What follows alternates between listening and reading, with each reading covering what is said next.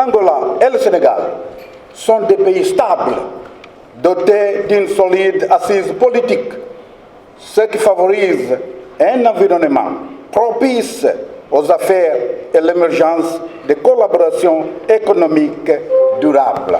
C'est pourquoi nous lançons un appel aux entrepreneurs et aux investisseurs. Saisissez les opportunités qu'offrent nos propres pays. Engagez-vous dans les investissements directs, créateurs de valeur, favorisant la croissance, l'innovation et surtout la création d'emplois pour la jeunesse.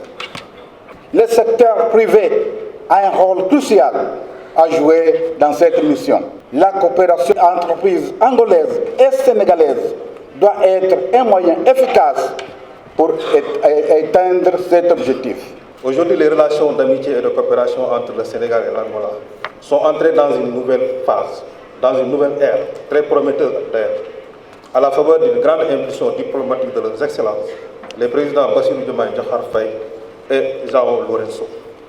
Cet excellent contexte diplomatique doit être mis à profit pour renforcer la coopération bilatérale dans les domaines d'intérêt commun et exploiter l'énorme potentiel de coopération qu'offrent les deux pays. Avec ce forum, aujourd'hui, nous sommes au cœur de la diplomatie économique, qui est de nos jours une des missions principales de toute diplomatie.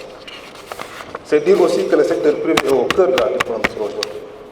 Car on ne peut pas faire la diplomatie économique sans les investisseurs, sans les entrepreneurs, sans les hommes d'affaires, des femmes d'affaires.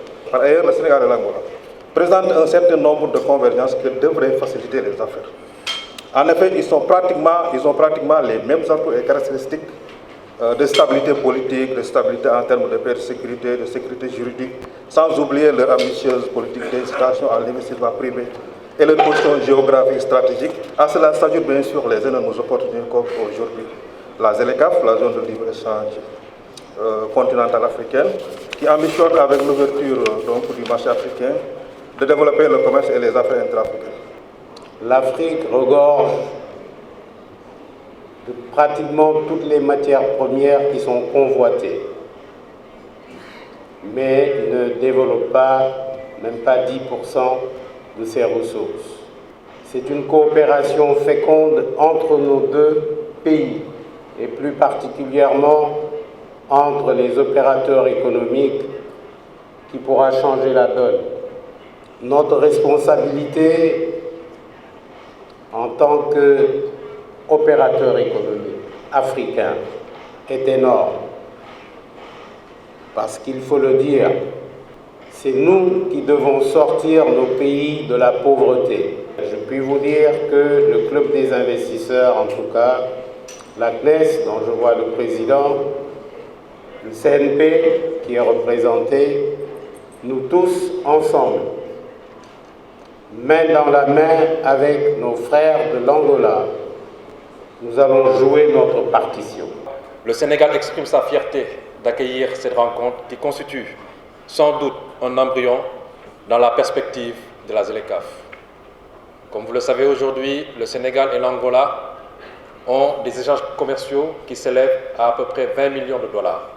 En faveur, naturellement, de l'Angola, le président du Club des investisseurs, M. Atepa, l'a rappelé tout à l'heure, l'Angola est un pays frère qui a eu à traverser des moments difficiles dans sa période, mais qui a eu, à force de courage et d'abnégation et surtout de persévérance, à inverser la tendance.